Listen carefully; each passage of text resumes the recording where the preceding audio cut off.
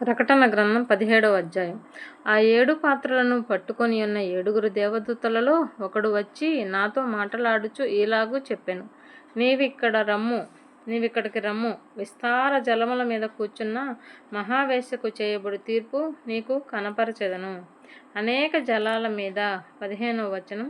వేశ్య బైబిల్లో కొన్నిసార్లు నిజదేవుని పట్ల ద్రోహులై ఇతర దేవుళ్ళ వైపు తిరిగిన వారిని సూచించే మాట.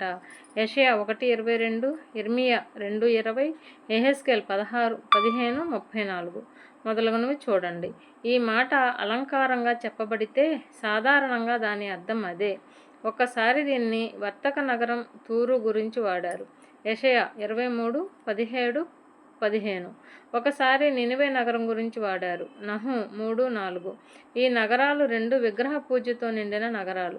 ఈ రెండిటి విషయంలో వేశ్య అనే మాట నిజదేవుణ్ణి లెక్క చేయక ఇహలోక సంపదల కోసం తహతహలాడేవాడి సంగతిని సూచిస్తుంది. ఈ అధ్యాయంలోని వేశ్య ఒక నగరం. 18వ వచనం. ఈ నగరం చాలా పెద్ద మత సంస్థకు, వర్తక సంబంధమైన వ్యవస్థకు చిహ్నంగా ఉందని భావించడం తప్పు కాదు. భూరాజులు ఆమెతో వ్యభిచరించిరి. భూనివాసులు ఆమె వ్యభిచార మద్యములో మత్తులేరి. వ్యభిచారం. దేవుని ప్రజలనబడిన వారు ఆయన విషయం ద్రోహులై అపనమ్మకంగా ప్రవర్తించిన సంగతిని సూచించేందుకు ఈ మాట కూడా పాత ఒడంబడిక గ్రంథంలో తరచుగా వాడడం జరిగింది. ఇర్మియా 3:1, ఇర్మియా 3:8-9, యెహెజ్కేలు 23:37, యెహెజ్కేలు 23:43, హోషేయ 1:2, హోషేయ 2:4-5 మొదలగునవి. నిజానికి ఈ మాట అలంకారముగా, ఉపమానంగా వాడబడినప్పుడు ఈ అర్థం మాత్రమే ఇస్తుంది. పాత ఒడంబడిక గ్రంథంలో అది ప్రతిసారి నమ్మకద్రోహులైన ఇజ్రాయేల్ వారినే సూచించింది. ఇక్కడ ఈ వచనంలో సత్యాన్ని విడిచి అపనమ్మకంగా ఉన్న క్రైస్తవాన్ని ఇది సూచిస్తున్నదని దాదాపుగా ఖచ్చితంగా చెప్పవచ్చు. మత్తయి 24:10-12, 2 తిమోతి 3:1-5, 2 తిమోతి 4:3-4, 2 పేతురు 2:1-3 పోల్చి చూడండి. ఒకవేళ ఇక్కడ వ్యభిచారం అనేది ఈ అర్థాన్ని ఇవ్వకపోతే భూమి మీదకి రాబోయే దేవుని తీర్పును, శిక్షణ వివరించే ఈ అధ్యాయాల్లో నమ్మక ద్రోహం చేసిన క్రైస్తవం మరి ఎక్కడా కనపడదు. ఇది సాధ్యమా? లోకమంతా దేవుని తీర్పుకు గురి అవుతూ ఉంటే పతనమైన అబద్ధమైన క్రైస్తవం దానిని తప్పించుకోగలుగుతుందా? దాని గురించి ఒక్క మాట కూడా కనిపించదా? ఈ వేశ్యతో భూరాజులు వ్యభిచరించడం అంటే తమ ప్రయోజనం లేక సుఖభోగం కోసం దానితో సన్నిహిత సంబంధాలు పెట్టుకోవడం అని అర్థం. మత్తిల్లారు అంటే ఈ వ్యవస్థ, ఈ సంస్థ ప్రభావం కింద ఉన్న వారికి మతి తప్పినట్టుంది. దాని మద్యం అంటే వారు దాని దుర్మార్గతలో భాగస్థులయ్యేలా అది ప్రయోగించే విధానాలు. అప్పుడతడు ఆత్మవశుడనైన నన్ను అరణ్యమునకు కొనిపోగా దేవదూషణ నామములతో నిండుకొని 7 తలలను 10 కొమ్ములను గల ఎర్రని మృగము మీద కూర్చుండిన ఒక స్త్రీని చూచితిని. ఎడారి. ఈ స్త్రీ దేనికి సూచనగా ఉందో అది ఆత్మ సంబంధంగా ఒక ఎడారి లాంటిదని బహుశా ఇది సూచిస్తున్నదేమో. స్త్రీ. బైబిల్లో స్త్రీ అని ఇది కొన్నిసార్లు మత సంబంధమైన సంఘాన్ని, సమాజాన్ని సూచిస్తుంది. యెషయా 54:5-6, ఇర్మియా 3:1, ఎఫెసీ 5:23-32 చూడండి. ఈ గ్రంథంలో ప్రకటన 12:1, ప్రకటన 19:7-8 చూడండి. మృగం. ప్రకటన 13:1. ఈ మృగం ఒక రాజుకు, ఒక రాజ్యానికి, రెండిటికి చిహ్నంగా ఉంది. కాబట్టి ఈ స్త్రీ రెంటిలో దేనికి సూచనగా లేదు. ఆమె ఆ మృగం మీద కూర్చొని ఉండడం అనేది మృగం పరిపాలన ప్రారంభంలో ఇది ఈ స్త్రీకి ఆధారంగా ఉంటుందని, ఒకవేళ ఆమె దాన్ని అదుపులో పెట్టుకోవడానికి ప్రయత్నించవచ్చునని సూచిస్తున్నది. అయితే తరువాత అది ఆమెను నాశనం చేస్తుంది. 16వ వచనం ప్రకారం ఆ స్త్రీ ధూమ్ర రక్త వర్ణము గల వస్త్రము ధరించుకొని బంగారముతోనూ రత్నములతోనూ ముత్యములతోనూ అలంకరింపబడినదై ఏహ్యమైన కార్యములతోనూ తాను చేయుచున్న వ్యభిచార సంబంధమైన అపవిత్ర కార్యములతోనూ నిండిన ఒక సువర్ణ పాత్రను తన చేత పట్టుకొని ఉండెను. ఊదా, ఎర్రని. కొందరు వ్యాఖ్యాతలు ఈ రంగు సుఖాన్ని, విలాసాన్ని, వైభవాన్ని మాత్రమే సూచిస్తాయని చెప్పారు. అయితే మరికొందరు రోమన్ క్యాథలిక్ సంఘం వైపు చూస్తూ దాని నాయకులలో కొందరు కార్డినల్లు ఈ రంగు బట్టలు ధరించేవారని చెప్పారు. ఇది నిజం. ఇతర సంఘాల్లో కూడా కొంతమంది నాయకులు ఈ రంగు బట్టలు ధరిస్తారు. బంగారం, విలువైన రాళ్ళు గొప్ప ధనాన్ని సూచిస్తాయి. బంగారు పాత్ర దాని బయట భాగాన్ని చూస్తే ఆకర్షణీయంగా, అందంగా కనిపిస్తుంది. మత్తయి 23, 25, 26 పోల్చి చూడండి. అసహ్యమైన నిండి ఉంది. ఈ సంఘం అసలైన స్థితి దీని మూలంగా బయలుపడుతుంది. బయట డంబం, ఆడంబరం, వైభవం, లోపల కల్మషం, విషం, దుర్మార్గత. దాని నొసట దాని పేరు ఈలాగు వ్రాయబడి ఉండెను. మర్మము: వేశ్యలకును భూమిలోని ఏహ్యమైన వాటికిని తల్లి అయిన మహాబబులోను. నొసట ఒక పేరు. ఈ స్త్రీ ఏమిటో దాన్ని ఈ పేరు ఖచ్చితంగా వర్ణిస్తుంది. జ్ఞానం గలవారికి ఇది తేటతెల్లం అవుతుంది. ప్రకటన 3:12, ప్రకటన 14:1 పోల్చి చూడండి. రహస్యం: దేవుడు ఆమె సంగతిని వెల్లడి చేయకపోతే అది ఏమిటో, దేన్ని సూచిస్తున్నదో మనుషులకు తెలిసేది కాదు. మత్తయి 13:11, రోమ 16:25 మొదలగునవి పోల్చి చూడండి. మహాబబులోను. ఈ స్త్రీ అక్షరాల బబులోను నగరం కాదు.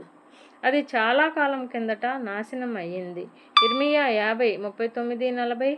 ఈ స్త్రీ ఒక మర్మం అని గుర్తుంచుకోండి. అయితే ఆమె కొన్ని విషయాల్లో బబులోను లాంటిదే. బబులోను అబద్ధ మతానికి కేంద్రం. మనుషులు గర్వంగా దేవుణ్ణి ధిక్కరించి దాన్ని కట్టారు. ఆదికాండం 9:1, ఆదికాండం 9:7తో ప్రకటన 11:1-4 చూడండి. అది విగ్రహాలు నిండిన నగరం అయ్యింది. ఇర్మియా 50:38 పెద్ద మత సంస్థకు కేంద్రమైంది. దాని ప్రధానమైన పూజారి బిరుదునామం పొంతిఫిక్స్ మాక్సిమం. కాలక్రమేణా రోమ్ చక్రవర్తులు ఈ పేరును తీసుకున్నారు. ఆ తరువాత రోమ్లోని క్రైస్తవ సంఘం ప్రముఖ నాయకులు, చివరికి రోమన్ క్యాథలిక్ సంఘ నాయకులైన పోపులు ఈ బిరుదునామం తీసుకున్నారు. ఈ పేరును వంతెనగా ఉన్నవారిలో ప్రముఖుడు అని అర్థం. పోపుల గురించి ఈ రోజుల్లో ఉపయోగించే మాట పోంతిఫ్, అంటే వంతెనగా ఉండేవాడని అర్థం. అసహ్యమైన వాటికి, ఏకైక దేవుని, నిజదేవుని ఉపదేశాలను, సత్యాలను వదిలేసిన మతస్థులు ఏ అసహ్యమైన వాటిని జరిగిస్తారో వాటికి ఒక ముఖ్య మూలాధారం ఈ స్త్రీ. వేశ్యలకు తల్లి. మత సంబంధమైన, ఆత్మ సంబంధమైన విషయాల్లో తనలాగే దేవుని పట్ల నమ్మకద్రోహం చేయడానికి ఇతర గుంపులను పుట్టించేది. మరియు ఆ స్త్రీ పరిశుద్ధుల రక్తము చేతను, యేసు యొక్క హతసాక్షుల రక్తము చేతను మత్తిల్లి ఉండుట చూచితిని. నేను దాన్ని చూచి బహుగా ఆశ్చర్యపడగా. రక్తం చేత మత్తిల్లి. క్రీస్తు శకం 1వ శతాబ్దంలో కొన్నిసార్లు రోమ్ పాలకులు క్రైస్తవులను హింసించారు. హింసించే మత సంస్థల్లో ఎక్కువగా హింస పెట్టింది రోమన్ క్యాథలిక్ సంఘం. అది అనేక లక్షల మంది విశ్వాసులను మరణానికి గురి చేసింది. దాని చేత హతమైన వారి సంఖ్య 5 కోట్లు అని ఒక పండితుడు అంచనా కట్టాడు. యుగాంతంలో విశ్వాసులను హింసించబోయేవాడు మృగం. ప్రకటన 13:7, ప్రకటన 13:15. ఈ కార్యంలో మొట్టమొదట ఈ స్త్రీ దానికి సహాయం చేయవచ్చు. అది ఆ మృగం మీద కూర్చుని ఉంది కదా. ఆ దూత నాతో ఇట్లనెను: నీవేళ ఆశ్చర్యపడితివి? ఈ స్త్రీని గూర్చిన మర్మమును, 7 తలలను 10 కొమ్ములను కలిగిన దాని మోయిచున్న క్రూరముఖమును గూర్చిన మర్మమును నేను నీకు తెలిపెదను.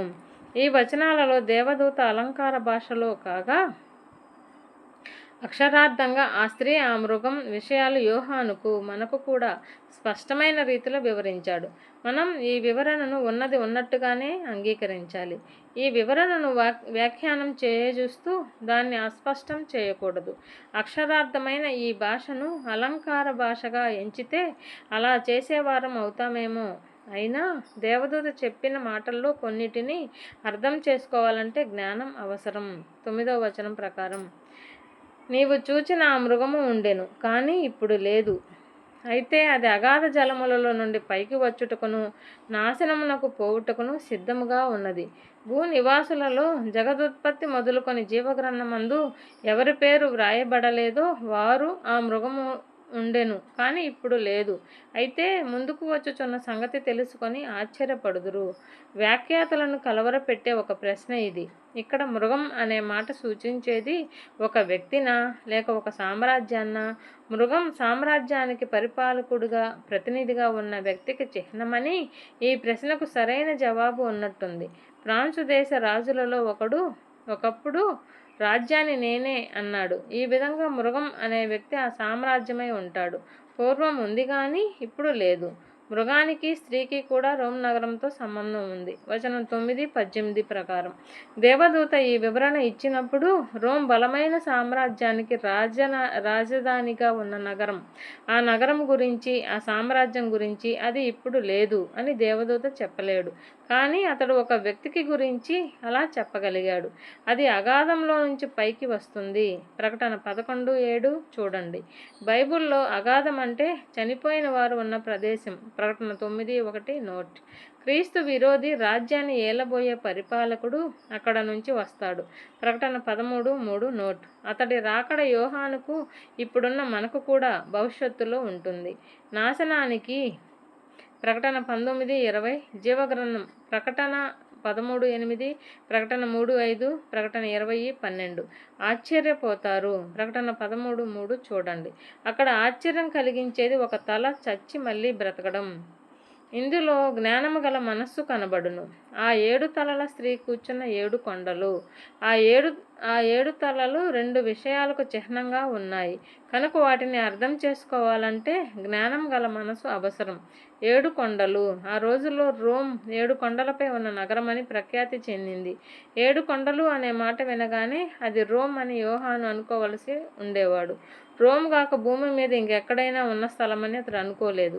అతడు ఆ మృగాన్ని గురించిన విషయాన్ని గ్రహించగలిగేలా దేవదూత ఈ వివరణ చెబుతున్నాడు. కానీ అతడు కలవరపడేలా కాదని మనం గుర్తుంచుకోవాలి. 18వ వచనంలో దేవదూత చెప్పిన సంగతి కూడా అంతే.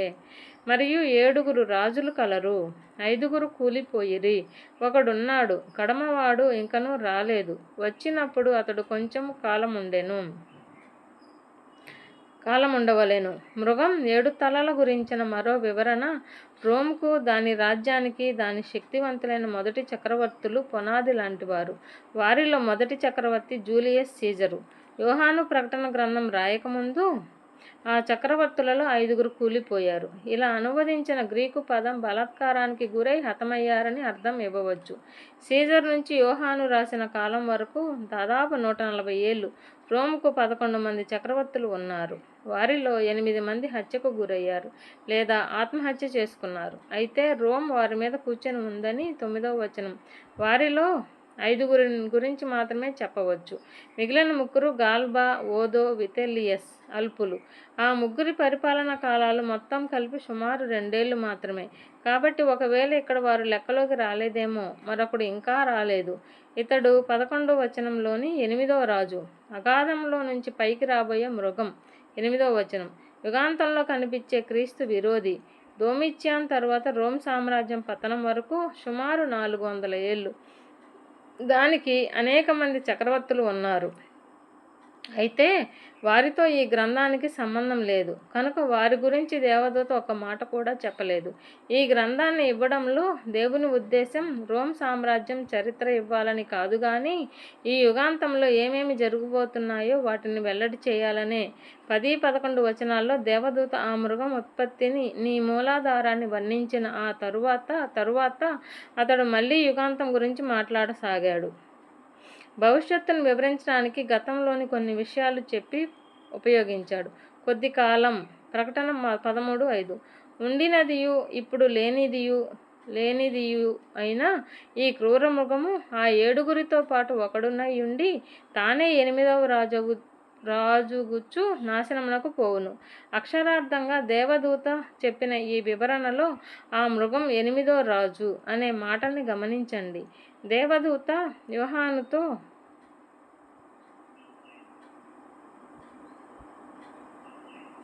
మాట్లాడడానికి ముందు ఆ వ్యక్తి బ్రతికాడు, అయితే అప్పుడు జీవించడం లేదు. తరువాత అతడు అధికారానికి వస్తాడు. అతడు చనిపోయి మళ్ళీ బ్రతికినవాడై ఉంటాడని అనిపిస్తుంది. ప్రకటన 13:3 పోల్చి చూడండి. అతడు అగాధంలో నుంచి వస్తాడు కదా. వచనం 8. ప్రకటన 11:7 నీవు చూచిన ఆ 10 కొమ్ములు 10 మంది రాజులు. వారిది వరకు రాజ్యమును పొందలేదు కానీ ఒక గడియ క్రూర మృగముతో కూడా రాజుల వలె అధికారము పొందుదురు. 10 కొమ్ములు 3వ వచనం. ప్రకటన 13:1, దానియేలు 7:7 వీటిని గురించిన వివరణ కూడా అక్షరార్థమైన భాషలో ఉంది. ఈ 10 మంది రాజులు యోహాను కాలం తరువాత రావలసిన వారు. నిజానికి వారప్పటికీ కూడా మృగానికి సహాయపడలేదు.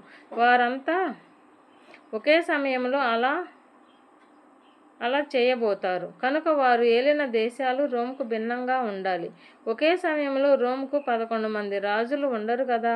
ఒక్క గడియ కొద్ది కాలాన్ని నొక్కి చెప్పే సూచించేందుకు వాడిన మాట.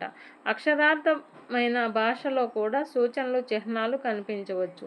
వీరు ఏకాభిప్రాయం గలవారై తమ బలమును అధికారమును ఆ మృగమునకు అప్పగింతురు. ఒకే ఒక ఉద్దేశం, బహుశా మృగం నాయకత్వం కింద సర్వలోకం మీద అధికారం చేయడం. ప్రకటన 13:7 వీరు గొర్రెపిల్లలతో యుద్ధము చేతురు గాని గొర్రెపిల్ల ప్రభువులకు ప్రభువును రాజులకు రాజునై ఉన్నందున తనతో కూడా ఉండిన వారు పిలువబడిన వారై ఏర్పరచబడిన వారై నమ్మకమైన వారై ఉన్నందునను ఆయన ఆ రాజులను జయించును. గొర్రెపిల్లతో యుద్ధం చేస్తారు. ప్రకటన 13:7 క్రీస్తు ప్రజలతో యుద్ధం చేయడం, క్రీస్తుతో యుద్ధం చేయడమే. అపోస్తులు 9:4-5 పోల్చి చూడండి. గొర్రెపిల్ల వారిని ఓడిస్తాడు. ప్రకటన 19:21 రాజులకు రాజు. ప్రకటన 19:16 ఆయనతో ఉన్నవారు. ప్రకటన 19:14 మరియు ఆ దూత నాతో ఈలాగు చెప్పెను, ఆ వేశ్య కూర్చున్న చోట నీవు చూచిన జలములను ప్రజలను జనసమూహములను జనములను ఆయా భాషలు మాటలాడు వారిని సూచించును. జలాలు 1వ వచనం.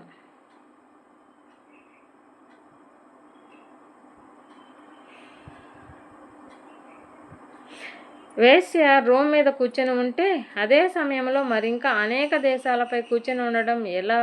రోమ్ దానికి ఇల్లు, దాని పనులకు కేంద్రస్థానం. అయితే ఆ వేశ్య లోకవ్యాప్తంగా ఉన్న ఒక సంస్థకు సూచన చిహ్నం. నీవు ఆ 10 కొమ్ములు గల ఆ మృగమును చూచితివే. వారు ఆ వేశ్యను ద్వేషించి దానిని దిక్కులేని దానిగాను దిగంబరిగాను చేసి దాని మాంసము భక్షించి అగ్నిచేత దానిని బొత్తిగా కాల్చివేతురు. ద్వేషించి ఆమె కొద్ది కాలం పాటు వారి మీద కూర్చొని ఉండవచ్చు కానీ దాని మూలంగా వారికి సంతోషం కలుగదు. అవకాశం చిక్కినప్పుడు వారు ఆమె పైబడి ఆమెను నాశనం చేస్తారు. ఆమె మాంసం తిని ఇది ఆమె సంపదల్ని స్వంతం చేసుకుంటారని సూచించవచ్చు. కాల్చివేస్తాయి. ఒకవేళ ఇది ఆమె ఆస్తిపాస్తులను అక్షరాలా కాల్చివేయడం కావచ్చు. అప్పుడు వారు అనుకోని రీతిగా మితిమీరిన ఆ నగరాన్నంతా కాల్చివేస్తారేమో. ప్రకటన 18:8-9 పోల్చి చూడండి. దాన్ని ధనవంతమైన వర్తక కేంద్రంగా మృగం ఆ 10 రాజులు ద్వేషిస్తారని అనుకోవడానికి అవకాశం లేదనిపిస్తుంది. కానీ దాన్ని ఒక మత సంస్థగా వారు ఎలా ద్వేషించగలుగుతారో అది స్పష్టంగా ఉంది.